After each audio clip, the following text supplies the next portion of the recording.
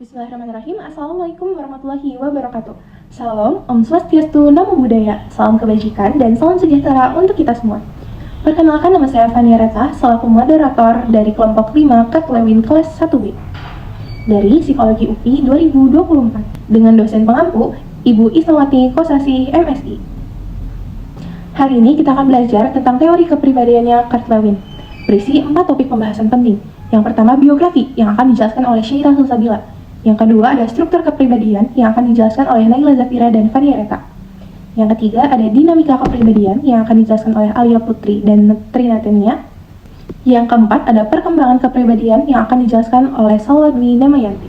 Masuk ke biografi dari Kurt Lewin. Kurt Lewin adalah seorang psikolog Jerman Amerika yang berperan penting dalam perkembangan psikologi sosial dan psikologi industri.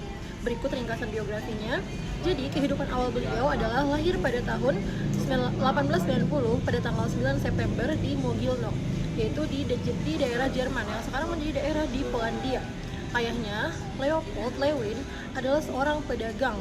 Lewin belajar di Universitas Berlin dan Universitas München, mendapatkan gelar PhD dalam psikologi dari Universitas Berlin pada tahun 1914. Lalu, ia juga menunjang karir. Yang pertama, menjadi seorang asisten profesor di Universitas Berlin pada tahun 1917 sampai 1926.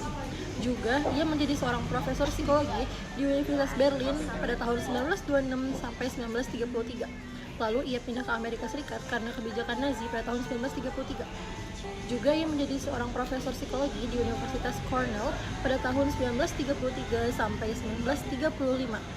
Juga ia menjadi Direktur Research Center of Group Dynamics di Universitas Massachusetts pada tahun 1944 sampai 1947. Kontribusinya selama ia hidup adalah yang pertama, teori medan. Lewin mengembangkan teori medan yang menjelaskan perilaku manusia sebagai hasil interaksi antara individu dan lingkungannya. Lalu yang kedua, yaitu psikologi sosial. Lewin berperan penting dalam perkembangan psikologi sosial dengan penelitiannya tentang dinamika kelompok dan pengaruh sosial. Lalu yang ketiga, perubahan perilaku. Lewin mengembangkan model perubahan perilaku yang terdiri dari 3 tahap. Yang pertama, ada unphrasing, yang kedua ada changing, yang ketiga ada rephrasing. Lalu yang keempat, penelitian tindakan Lewin memperkenalkan konsep penelitian tindakan yang menggabungkan penelitian dengan tindakan nyata. Lalu, karya apa saja yang sudah Lewin buat selama masa hidupnya? Yang pertama, ada Principles of Topological Psychology pada tahun 1936. Lalu, ada The Conceptual Representation and the Measurement of Psychological Forces pada tahun 1938. Yang ketiga, ada File Theory in Social Science pada tahun 1947. Oke, baik. Selanjutnya kami akan membahas bagaimana struktur kepribadian menurut Kurt Lewin. Dibagi menjadi 5. Yang pertama adalah pribadi, yang kedua adalah lingkungan psikologis, yang ketiga adalah ruang hidup, yang keempat adalah diferensiasi, dan yang kelima adalah banyaknya daerah. Jadi, Kurt Lewin ini mempunyai asumsi dasar yang sama dengan konsep Gestalt, yaitu berfokus pada bagaimana belajar, berpikir, persepsi, dan juga bagaimana perilaku manusia selalu berhubungan satu dengan yang lainnya, atau dengan kata lain adalah melihat segala sesuatu secara keseluruhan. Nah, Lewin ini juga lebih menyukai sesuatu yang matematis atau struktural dibanding dengan teori, karena menurut beliau kalau teori takut ada kesalahpahaman. Jadi, Kurt membuat gambaran dengan diagram seperti ini, teman-teman. Ini merupakan gambar elips, yang mana mengartikan sebagai ruang hidup. Nah, lingkaran di tengah ini merupakan pribadi, dan lingkaran di dalam elips namun berada di luar pribadi adalah lingkungan psikologis. Nah, dan daerah putih-putih di luar elips ini merupakan daerah lingkungan non-psikologis, teman-teman. Nah, selanjutnya adalah pribadi. Nah, jadi Kurt Lewin ini seringkali menggambarkan pribadi dengan lingkaran tertutup, menunjukkan bahwa pribadi adalah kesatuan yang terpisah dari hal di dunia ini tetapi tetap menjadi bagian dari dunia. Nah, maksudnya gimana tuh? Nah, teman-teman, kita bisa lihat di daerah elips ini ya. Pribadi merupakan lingkaran tersendiri ya teman-teman, namun tetap berada di dalam elips atau ruang hidup. Nah, pribadi ini juga dibagi menjadi 2, yaitu daerah persepsi motorik dan juga daerah pribadi dalam. Cincin terluar merupakan daerah persepsi motorik dan cincin di dalam adalah daerah pribadi dalam. Daerah persepsi bertugas sebagai penghubung antara pribadi dalam dengan lingkungan psikologis dalam memberi persepsi. Pribadi dalam mempengaruhi tingkah laku melalui fungsi motorik, dan juga sebaliknya, lingkungan psikologis memengaruhi pribadi dalam melalui proses persepsi. Nah, kalau daerah pribadi dalam yang terdapat di cincin bagian dalam berisi aspek-aspek motivasional digambarkan dalam pecahan-pecahan atau disebut dengan sel. Semakin dekat lingkaran daerah persepsi motorik, dorongan motivasional itu juga akan semakin besar dalam mempengaruhi tingkah laku manusia. Nah, teman-teman, di sini ada gambar pecahan-pecahan. Ini merupakan sel ya, teman-teman. Nah, sel yang bagian besar-besar ini merupakan sel bagian luar yang mempunyai dorongan motivasional lebih besar dibanding sel bagian dalam. Nah, teman-teman, daerah pribadi ini tuh mencakup apa aja sih? Nah, jadi daerah ini tuh mencakup persepsi seseorang terhadap dirinya sendiri dalam lingkungan fisik dan sosial saat itu, termasuk juga mengenai masa lalunya, keinginan, tujuan, kemauan, ingatan, imajinasi, perasaan, dan lain sebagainya. Nah, selanjutnya adalah daerah lingkungan psikologis. Lewin ini percaya bahwa pribadi itu selalu berada dalam lingkungannya dan tidak dapat dipisahkan dari lingkungannya. Nah, lingkungan psikologis ini juga merupakan bagian dari ruang hidup yang tidak hanya dilihat dari lingkungan objektif, melainkan juga dari sifat-sifat pribadi. Kenapa pribadi? Karena yang pertama adalah untuk mengetahui sifat individu, seperti kepercayaan, keyakinan, dan lain sebagainya yang aku sebutin barusan. Nah, yang kedua adalah untuk menentukan gejala yang sama dengan ruang hidup yang nantinya saya akan bahas di slide berikutnya. Nah, yang ketiga adalah untuk menunjukkan pribadi di dalam ruang hidupnya, dan juga akan saya bahas di slide berikutnya. Dan yang selanjutnya adalah ruang hidup. Ruang hidup ini bisa disebut dengan medan psikologis atau keseluruhan situasi. Adalah totalitas realitas psikologi yang berisikan semua fakta yang dapat memengaruhi tingkah laku individu suatu saat. Nah, tingkah laku yang dimaksud barusan itu adalah perubahan di ruang hidup, yang berarti perubahan dalam lingkup psikologis. Tidak dapat diamati, namun dapat disimpulkan. Aku kasih contoh satu. Misal, ada anak kecil, dia main bola kasti, terus bola kastinya kena kaca, kacanya pecah. Menurut teman-teman semua, itu merupakan tingkah laku atau bukan? Nah, kalau menurut Kurt Lewin, ini bukan merupakan tingkah laku, karena sekali lagi, tingkah laku itu menurut beliau tidak bisa diamati, namun dapat disimpulkan. Contohnya kayak apa sih, teman-teman? Contohnya itu kayak berpikir, berimajinasi, dan sebagainya. Nah, tadi aku udah sebutin juga ya, kalau misalnya tingkah laku itu merupakan fungsi dari ruang hidup, yang mana ruang hidup ini merupakan fungsi dari pribadi yang berinteraksi dengan lingkungan psikologis. Tingkah laku merupakan fungsi dari ruang hidup, dan juga ruang hidup ini merupakan fungsi dari interaksi pribadi dengan lingkungan psikologisnya. Diferensiasi ruang hidup. Kenapa sih bisa muncul diferensiasi ruang hidup? Karena ruang hidup itu akan terlalu sederhana untuk menjelaskan realitas psikologisnya kita. Realitasnya, ruang hidup itu kompleks, dia tidak bersifat utuh. Makanya diperlukan diferensiasi. Untuk pembuktiannya, kita lihat, simak sampai akhir. Kita recall lagi nih, yang udah tadi dijelasin sama Zafira. Gambar yang kalian lihat adalah teori medannya Kurt Lewin. Teori medan ini berbentuk persegi. Nah, dari persegi ini ada elips. Elips yang bentuknya lonjong. Elips itu adalah ruang hidup. Di luar elips, namun tetap di dalam kotak, adalah lingkungan non-psikologis. Dan di dalam elips, ada dua region. Yang pertama, lingkungan psikologis dan pribadi. Pribadi ini berbentuk bulat. Pribadi yang berbentuk bulat ini berdiferensiasi. Pribadi ini terdiri dari satu lingkaran terluar dan satu lingkaran terdalam. Lingkaran terluar ini adalah lingkaran persepsi dan motorik. Sedangkan lingkaran yang ada di dalamnya adalah lingkaran DP atau daerah dalam pribadi. Daerah dalam pribadi ini tidak punya hubungan langsung dengan lingkungan luar. Dia itu mengandung cara kita berpikir, cara kita mencerna sesuatu, ide-ide kita, motivasi kita, itu ada di daerah dalam pribadi. Maksudnya gimana tidak bisa berhubungan langsung dengan luar?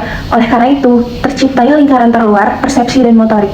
Apabila kita mendapati stimulus dari luar, stimulus dari lingkungan psikologis ataupun lingkungan non-psikologis, dan kita untuk mempersepsikannya, itu akan masuk ke daerah dalam pribadi lewat persepsi atau lewat lingkaran terluar dulu. Persepsi kan itu menginterpretasikan. Nah, ketika menginterpretasikan, proses itu terjadi masuknya stimulus dari lingkungan psikologis, masuk ke lingkaran pertama, lingkaran terluar, lanjut masuk ke daerah dalam pribadi. Jadi, simpelnya seperti ini. Ketika ada guru yang sedang menjelaskan, kita mencoba untuk memahaminya. Nah, ketika kita mencoba memahaminya, ada proses dari teori Kurt Lewin ini. Stimulus dari luar masuk kita persepsikan ke lingkaran terluar dari pribadi dan masuk untuk kita memahaminya, mencernanya. Sedangkan daerah dalam pribadi tadi ada mengandung ide dan motivasi. Jadi apabila kita mendapati ide baru atau motivasi, kita ingin menyampaikan nih ide baru, itu keluarnya dari daerah dalam pribadi ke lingkungan psikologis. Prosesnya daerah dalam pribadi memunculkan motivasi, keluarnya lewat motorik, baru keluar ke lingkungan psikologis. Jadi kata kuncinya adalah dari lingkungan luar mau masuk ke daerah dalam pribadi itu lewat persepsi. Namun dari daerah dalam pribadi ingin muncul keluar itu melewati motorik. Pribadi berdiferensiasi dua. Seperti yang udah aku sampaikan tadi bahwa ruang hidup itu bersifat kompleks. Maksudnya gimana bersifat kompleks? Bisa kalian lihat di gambar yang sekarang, daerah dalam pribadi itu terdiri dari pecahan sel. Pecahan sel tersebut ada sel P dan sel S. Sel P ini adalah sel terpinggir atau sel terluar. Sel P ini adalah berisi isi-isi batin kita yang mudah untuk muncul ke permukaan, berupa seperti spontanitas. Tapi kalau sel sentral ini merupakan isi batin kita yang sulit muncul ke permukaan, seperti rahasia. Agar lebih mudah dipahami, kita coba samakan dengan teori Freud. Apabila sel sentral itu bisa disamakan dengan alam bawah sadar, sedangkan sel pinggir bisa disamakan dengan alam sadar. Lingkungan psikologis berdiferensiasi. Nah, gambar yang kalian lihat ini, lingkungan psikologis itu adalah semua yang warnanya pink di elips ini. Kalau bisa kalian lihat, di lingkungan psikologis ini ada banyak garis. Garis ini disebut dengan boundaries atau garis pembatas. Garis pembatas ini menciptakan region atau banyaknya daerah. Region ini adalah faktor-faktor stimulus dari luar yang terjadi dalam satu kondisi. Nah, kalau kita lihat boundariesnya itu, ada yang garisnya tebal dan ada garisnya tidak tebal. Nah, garis tebal ini disebut dengan garis non-permeable. Garis non-permeable ini adalah garis yang sangat kuat, garis yang kaku, tidak mudah untuk ditembus. Contohnya adalah keyakinan diri. Contohnya kita ambil sehari-hari. Kamu contoh agamanya Islam. Mau ada orang yang coba untuk mempengaruhi kamu bahwa agama lain lebih meyakinkan, lebih mudah, lebih dari segalanya, karena garis kamu non-permeable di garis keyakinan diri, susah untuk tembus, kamu tetap ada teguh pendirian. Tapi kalau garis permeable ini bersifat mudah untuk ditembus atau mudah dipengaruhi. Contoh, kamu orangnya pelin-pelan, kamu nggak bisa nih nentuin tempat kemana, pergi kemana. Jadi kalau misalnya ada orang yang ngajak kamu meskipun ke tempat yang nggak benar, kamu bakal ikut-ikut aja, mudah dipengaruhi, mudah terbawa arus, seperti itu. Nah, tadi lingkungan psikologis itu kan berdiferensiasi, dia itu menciptakan banyak region. Region ini di sini di gambarnya ada banyak ya, yang kalian lihat ada warna-warni. Maksudnya gimana? Jadi ketika dalam satu kondisi, kalian bisa mendapati stimulus yang banyak gitu dalam satu kondisi. Contoh, saya bisa buktikan bahwa kalian sedang mengalami 4 faktor psikologis saat ini, bahkan lebih. Yang pertama, mempersepsikan materi tersebut dan mencoba untuk memahaminya. 1. Kemudian kalian mensensasikan muka saya. Kalian sedang melihat muka saya dan kalian mempersepsikan muka saya. 2. Yang ketiga, mungkin suhu ruangan kalian saat ini terasa lebih dingin atau lebih panas dari sebelumnya.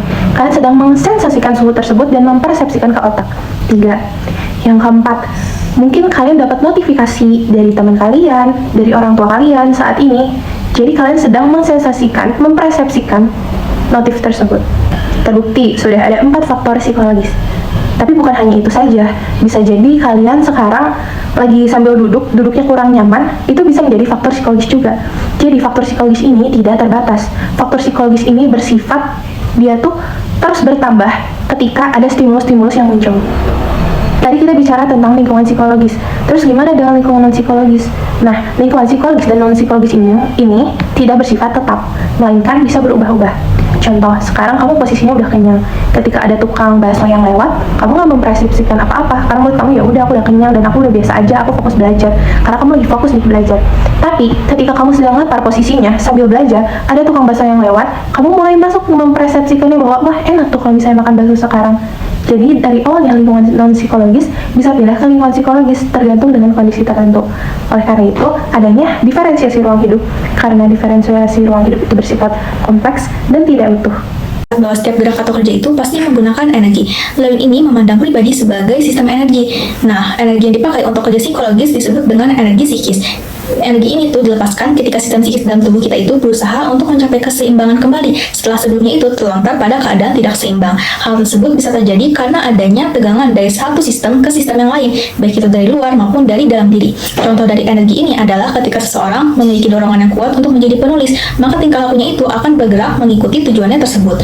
Yang kedua, ada tension atau tegangan. Tegangan adalah keadaan pribadi atau keadaan relatif dalam daerah pribadi yang satu dengan yang lain.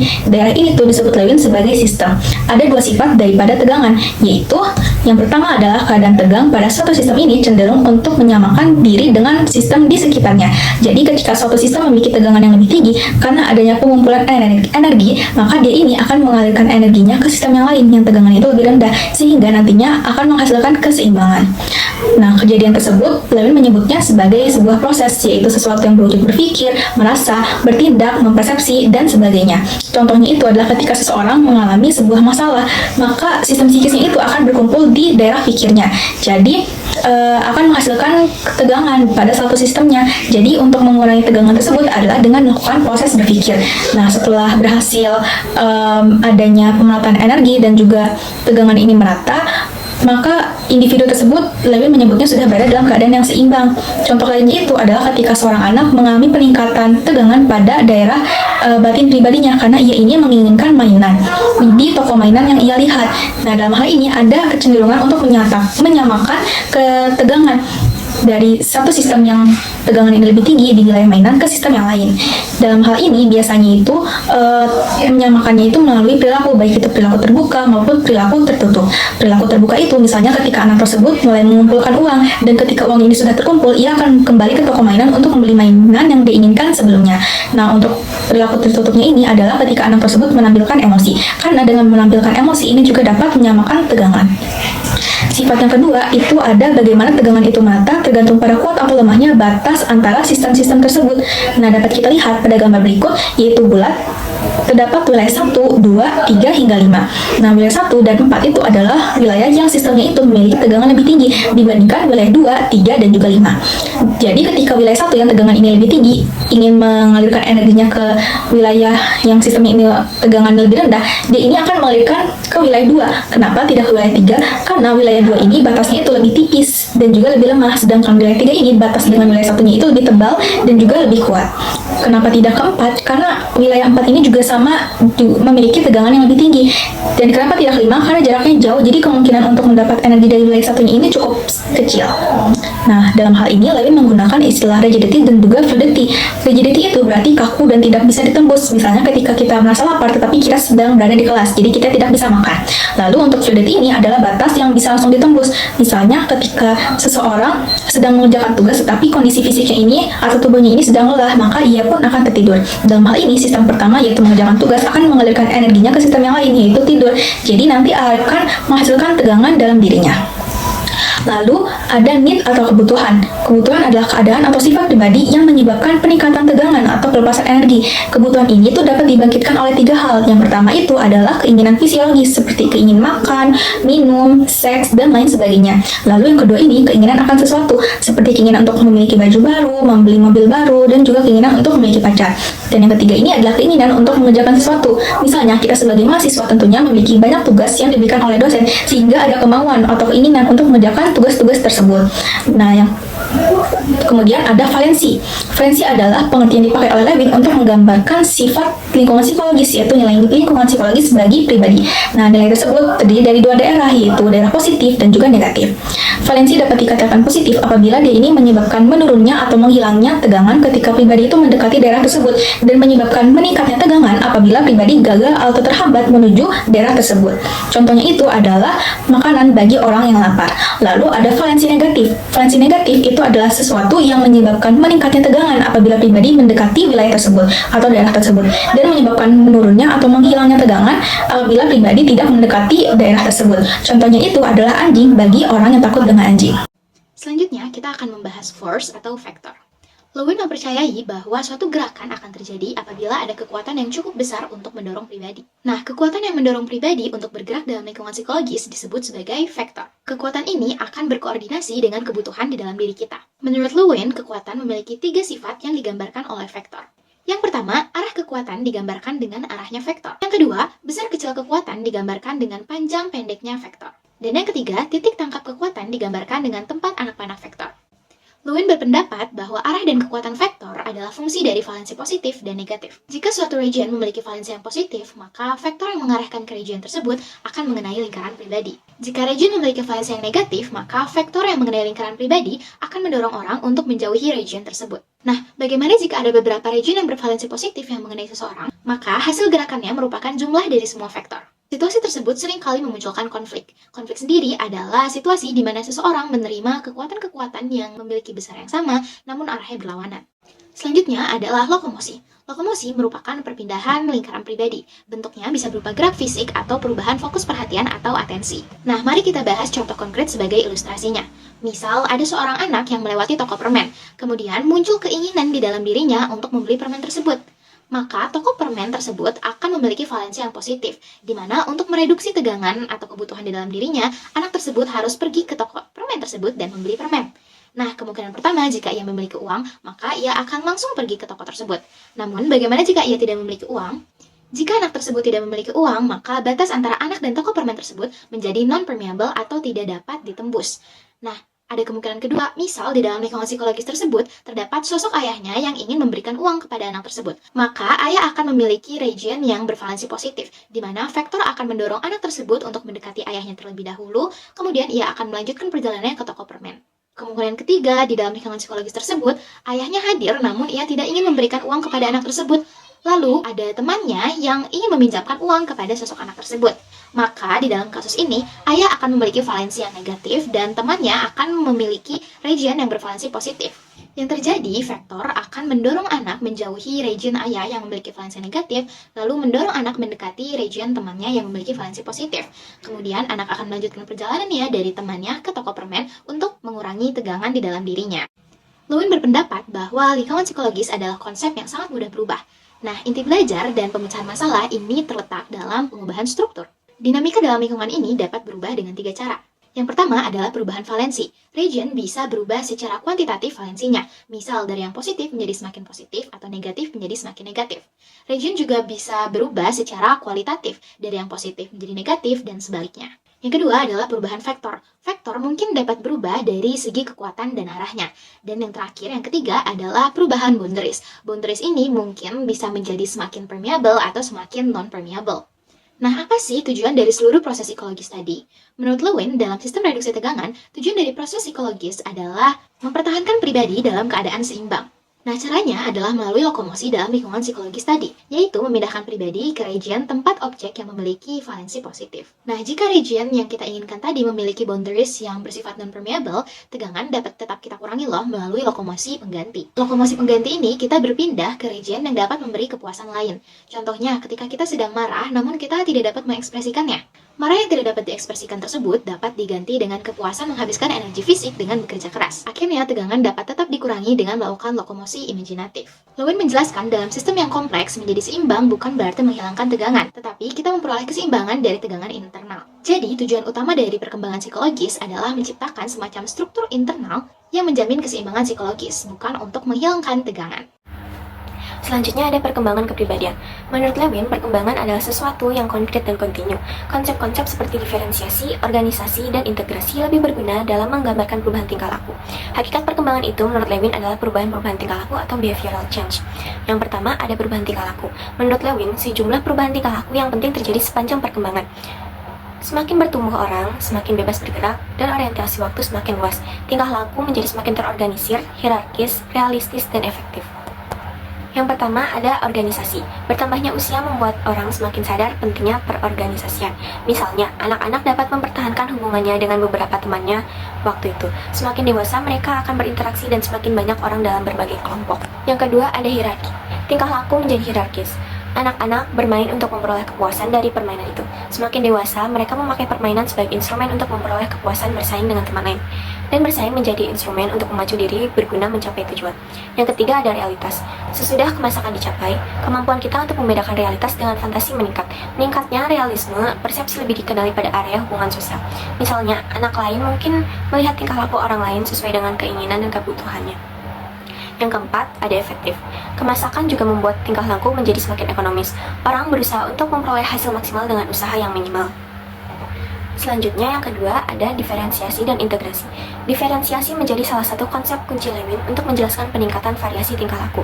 Kebebasan bergerak dihubungkan dengan kemampuan untuk mengerjakan hal yang berbeda-beda, perluasan orientasi waktu, dan perbedaan antara yang nyata dan yang tidak nyata. Diferensiasi adalah peningkatan jumlah bagian-bagian dari keseluruhan. Misalnya, bayi mungkin bermain dengan melibatkan hierarki yang kompleks dari tujuan dan subtujuan.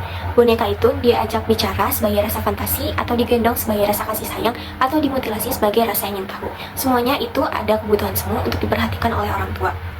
Selanjutnya yang ketiga ada kemunduran atau regresi. Perkembangan bisa bergerak mundur, walaupun tidak memerinci periodisasi perkembangan. Lewin menemukan dua macam gerak mundur perkembangan, yaitu regresi dan retrogresi. Retrogresi adalah kembali ke bentuk tingkah laku yang lebih awal, sedangkan regresi adalah kembali ke tingkah laku yang lebih primitif. Jadi, semua bentuk kemunduran disebut regresi, dan khusus regresi yang mengulangi tingkah laku yang pernah dialami pada masa yang lalu disebut retrogresi. Ekspresi regresi misalnya ketika orang dewasa menyatakan kegembiraannya seperti anak kecil, yaitu dengan meloncat-loncat. Jadi kesimpulannya adalah perkembangan kepribadian menurut Lewin merupakan perubahan tingkah laku, perubahan dalam organisasi dan struktur tingkah laku, bertambah luasnya arena aktivitas, perubahan dalam taraf realitas, diferensiasi tingkah laku, serta diferensiasi dan stratifikasi. Sistem tegangan merupakan konsep energi yang butuh untuk disalurkan ke sistem lainnya. Begitu kesimpulan dari teori Kurt Lewin. Mungkin ini saja yang dapat kelompok kami sampaikan. Kurang lebihnya mohon maaf. Terima kasih. Wassalamualaikum warahmatullahi wabarakatuh.